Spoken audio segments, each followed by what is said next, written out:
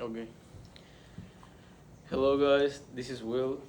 Today I'm gonna be doing a podcast about ESL and the program and how it's developed over the recent years. So on my right, I have Miss Simpson, ESL teacher, and like president or anything, or Not just president, I'm just the an te- ESL teacher at Columbia High School, which we are now calling the Multilingual Learners Program. Yeah. So keep on. Okay, so you want to ask me the first question? You better So introduce me. and on my left, I have a former ESL student, Kevin Navarrete. Yeah, you wanna say something to the audience?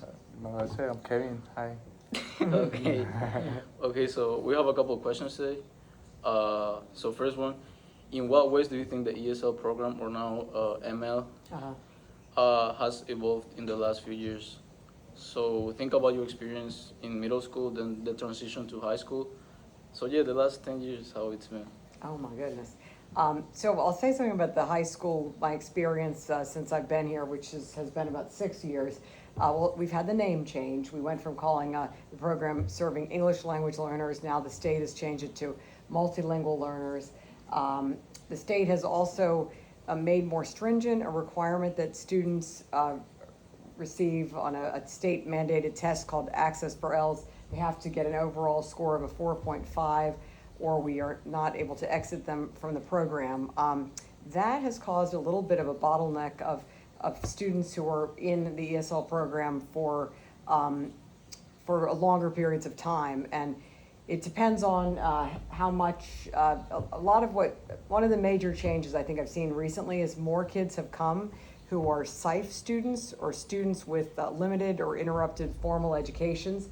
A lot of students have come from Haiti where there has been a lot of political, economic, social unrest. And so a lot of them have had disruptions in their formal education. So they've needed, in addition to learning English, they've needed a lot of academic skills because they've missed out on a lot of school time. So we've had some students come from West Africa where they also were exposed to situations that interfered with their learning in a school setting. So the demands have changed, I think have gotten more intense in terms of needing to provide a lot of foundational educational skills in literacy and in math skills as well as language development. So I think that things have changed in that I believe teachers, I think in general in the mainstream have become more understanding of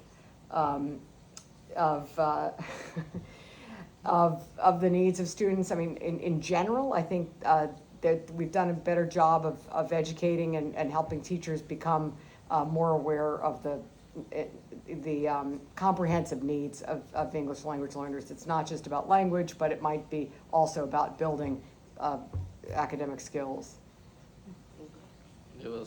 That's a pretty good answer, and I agree. Especially, I think in the last few years, a lot more people from, like I wouldn't say like Haiti, but like from different parts of the world, like just come on the ESL program without like any English knowledge. Like I don't know if you agree, but like I think in middle school, most of the ESL students had like somewhat of an English like background knowledge, Yeah. but like in high school, it's like it's just a brand new language for them. Yes. So it's harder for them to like, you know, understand it and speak Yeah, it. compared to, if you're asking me to compare it to middle and high school, yes, I think part of it is also that in middle school, it's not a matter of earning credits, whereas in high school, if you don't pass your classes, you won't earn the credit.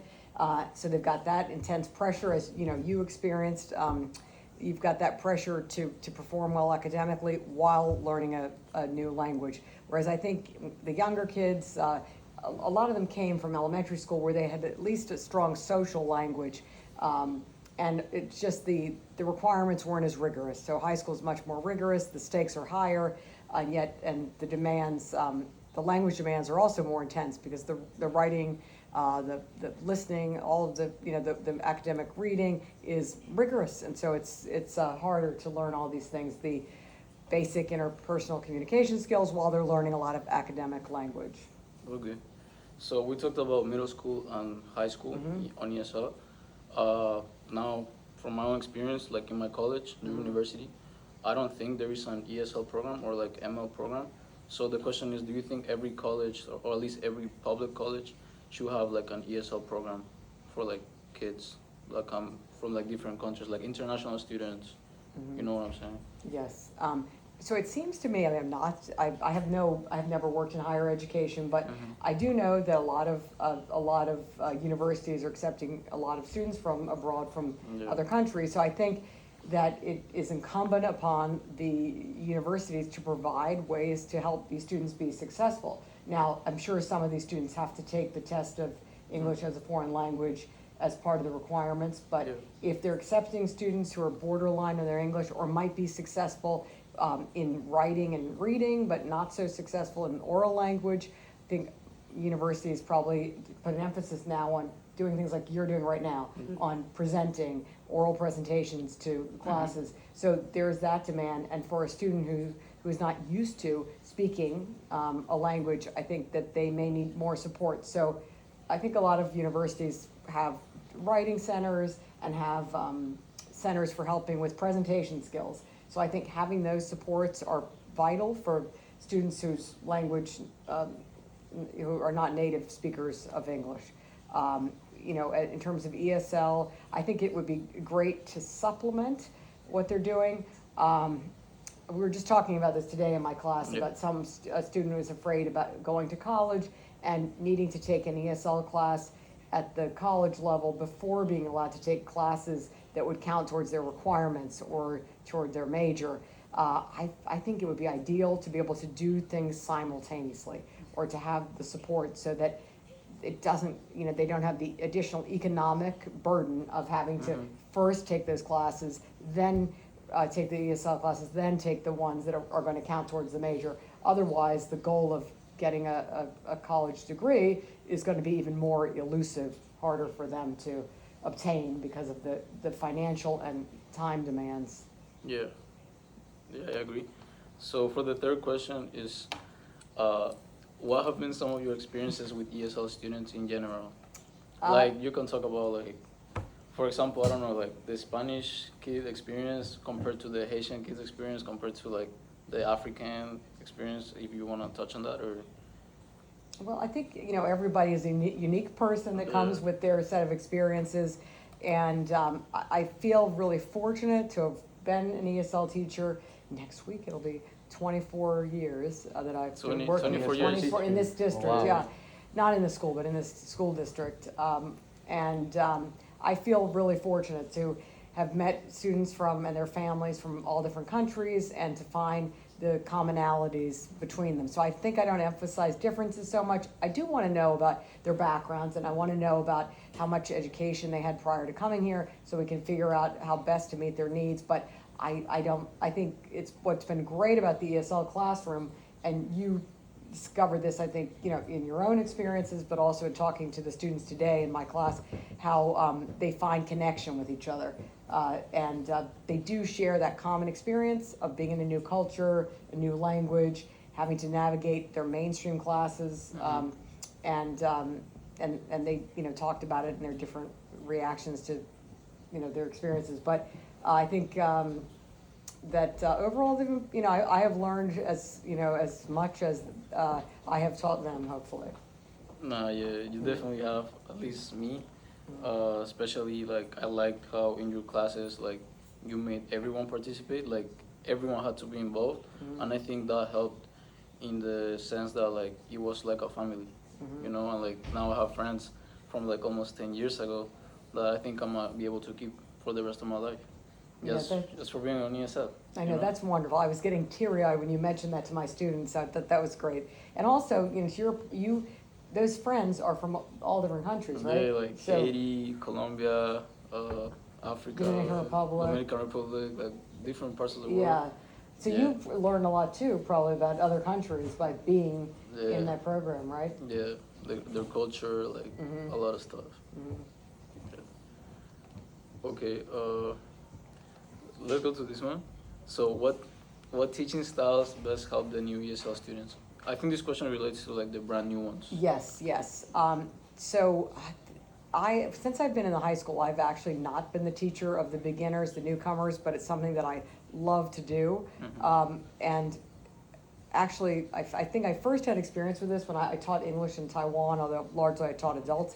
But the whole idea was to really create in the classroom an experience that giving students opportunities to talk, to use language.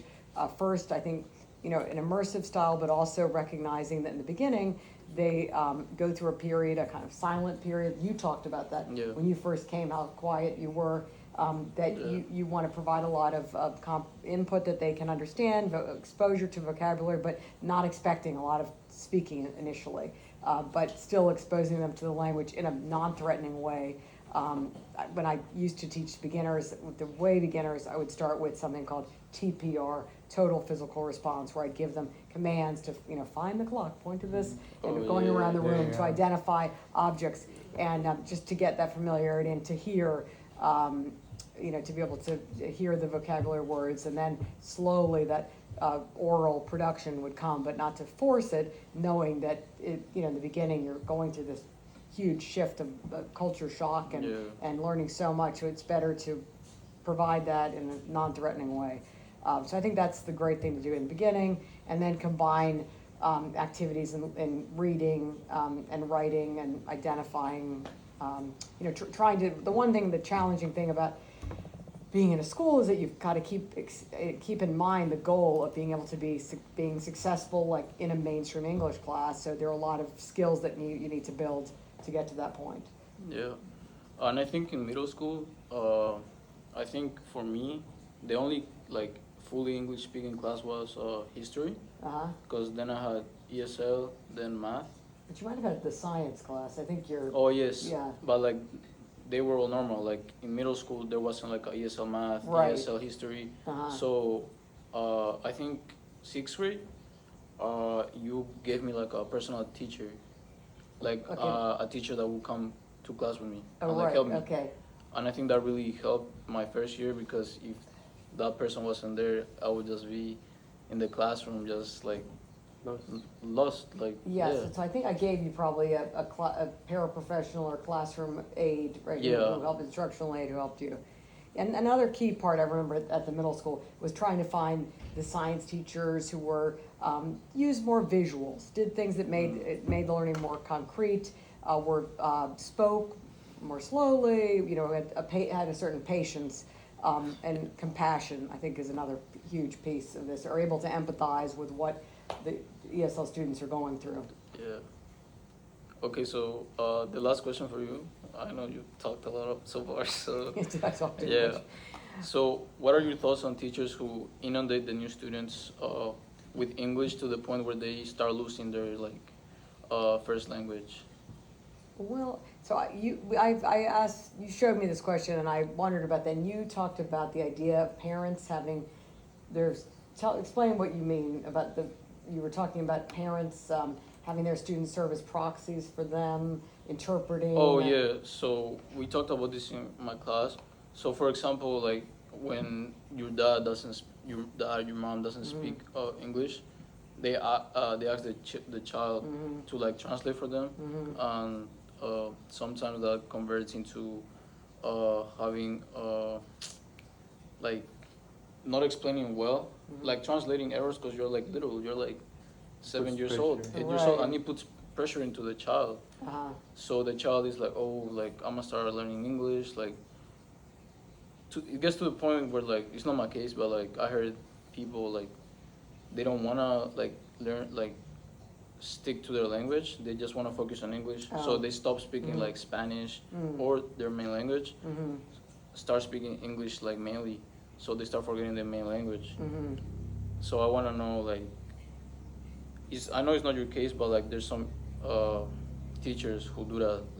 The new students just here's a book, just read it in English, write in English, without any explanation, Right. So I think it's really important to keep promoting the strength of your native language and continuing to strengthen it. I think that's one reason why the state has changed the program name and the students to multilingual learners. The idea we want to look at language acquisition of another language as a positive, that you're adding we're not taking away your language, we're adding another language, so you're a speaker of many languages. So I understand the importance of that.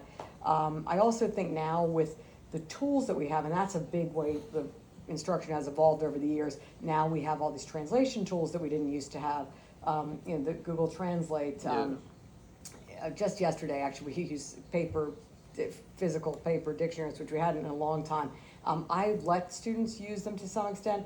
I don't want them to just directly translate everything, especially if they have enough language, like my intermediates and advanced, they have enough language that they should be able to just selectively use the translation tool to, look up a word that they're not familiar with, or phrasing.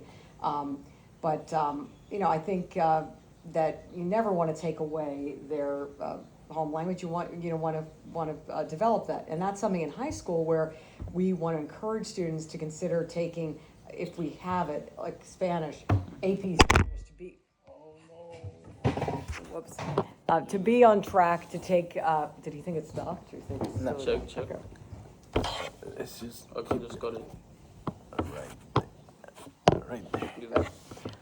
So we want to encourage students to to strengthen their language, and one way to do that in school, in a formal way, is to work towards getting taking advanced placement coursework in Spanish, French.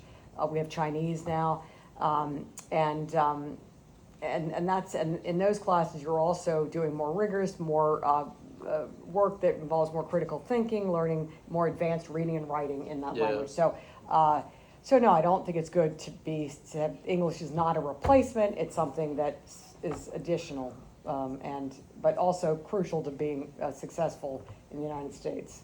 Okay, so one last question I have for you is like, I know in your program you have like ESL beginner, ESL intermediate, and ESL advanced. Mm-hmm. I don't think like all the schools have that, like ESL intermediate, ESL advanced, like levels of Different ESL. levels. Oh.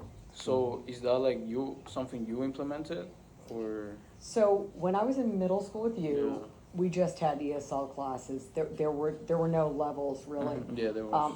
And I was the only teacher. Here we have two teachers, and it's always been divided into different levels, just like our world languages are. Like there's Yeah. French 1, French 2. So they did the same for the ESL. Now that said, in the beginner class, there's a range of levels even within that. Like there might be some that are real newcomers, have just arrived or just brand new to English. But then we have some that are bordering on the intermediate level. Oh, yeah. But in middle school, it was just because we had, part of it was a scheduling issue and just the way the courses was organized. But I often have, you may remember, in our class, we'd have a group. We were in a pretty large classroom, but I'd have the beginners here. Sometimes we'd all work together on something, but I might also have to, in order to meet everyone's need, we might break into different groups. Yeah. And that's where I would need volunteers or assistants in the room to, like Mr. Kamara. Oh, yeah. I think you were here with him. Mr. Kumar, and you then might- it was a lady, the other one. What's the name? The of it? Lewis? No, the other one, like the one with glasses. I'm drawing a blank on her name now. What? Miss Where? in middle school. Middle Yeah. school means that's means I don't know. I know, but I'm she forgetting- She spoke Spanish. Yes, I'm forgetting her Miss- name right now. Miss, You had her for longer, Yeah. because I left after a year, that came to the high Yeah. school. Anyway, yeah, her name will come to me. At any rate, we had different levels all at one time, and it was, a little challenging in the sense, it was difficult sometimes, like where, in a way, I think it's better, we can fully devote ourselves to meeting kids where they are and working up without as much extreme variation of someone who's really at the advanced level that needs higher level reading assignments and oral discussion versus someone who's still learning the names of classroom objects. So Yeah. Okay, now moving on to the student questions. So yeah, Kevin, I'm gonna ask you like 2 or 3 questions. Just answer like just short answers if you want. So the first one is, if you think that you didn't take ESL, no, wait, let me rephrase. I'm gonna call that. That's so bad. Okay. Do you think that if you didn't have any ESL classes in your middle school and high school era, do you think your English will be worse, the same, or better than it is now? Wait, ask again? Didn't pay attention. So, if you didn't have ESL class, Uh-huh. like any ESL class in middle school, in high school, do you think your English level? Do you think your English level will be the same, worse, or better? No, I think it would have been worse than what it is. Um, yeah, I think it helped me a lot having those classes in middle school and throughout my high school year. It helped me a lot to develop my English skills. And yeah. Yeah. Okay. Now, what about the connections that the ESL program has gave you? So, like your friends, even like the people you met in the program, the teachers. Like, do you think how have they helped you into learning the language? Like, how have the ESL teachers, your friends, helped you integrate in class, integrate into this new language, new culture, like everything? Well, yeah.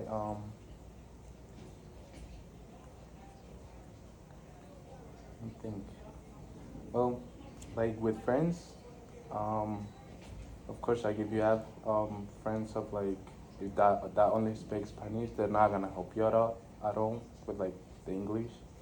But if you like start, you know, opening yourself to like other people, I don't know, let's say someone that fully speaks English, of course it's gonna help you a lot because then you practice, then you hear, and I feel like that's something that's really important for you to like learn English. That it's relevant. Yeah. If it's never spoken in your world, then it's not, if it's in your work, in your social life, you're not speaking it, then it seems irrelevant. Mhm. Mhm. So, yeah. Yeah, I agree on that part. So the next question is, okay, what are some differences you experienced between like let's say ESL history class, like with Mr. Mastro, Mhm. or like ESL math with Mr. Pierre? Mhm. What are some differences you experience with those classes and like a normal algebra class or a normal history class? Well, first, they help you a lot. Let's say you don't understand something or whatever they explain, you don't understand it, they help you a lot. In which case, that doesn't happen in like normal classes because then you're like in a big group with people that only speak English. So you're just not gonna stop a full class and like be like, hey, I didn't understand. I mean, I guess they will stop the class and help you try, but you're not gonna do that. And why aren't you gonna do that? Cause at least this is my case. Hmm. If that happened to me in like class where there's only like people that speak English, I will feel like I will feel pressure. I will feel I don't know. That's something I wouldn't do. If self-conscious. Exactly. Mhm. I wouldn't stop the class just because I didn't understand a part. If something, I'll just go to him after the class and be like, hey, I didn't understand this, blah, can you explain this? Mhm. But yeah, it just. And I have to say, I don't like the term normal because No, it yeah, I was suggests, gonna yeah, say. but more like non-ESL Yeah, or like that are non-ESL. not developed specifically for English language learners. Yeah. Um, Class. We have a class. No, it's the school days. I think maybe she was a class. Oh, okay. And I agree too. Like, for example, even if the teacher says, "Raise your hand if you have any questions," like, I'm stopping right now. Like, if you have any questions, feel free to raise your hand. I feel like exactly. if it's you're like an ESL student, Uh-huh. filled in a room with only like Native. English natives, Uh-huh. you don't speakers, feel you like don't. part of them. Yeah, feel you like, don't. Yeah, like it's not like you. Exactly. Yeah, it's like you're like. Yeah, like Yeah, you you don't feel don't part feel of the like group. part of the group because but in classes like where Mr. Mastro Yeah, with was, Mr. and Mastro. you feel like more. It's kind of like more. How can I explain it? It's more like it's like your environment. Yeah, it's like the you feel free. environment. It's like, Like you know, more- nobody's gonna say nothing because everybody's in the same It's in the same level as you. Exactly. So So I agree with that.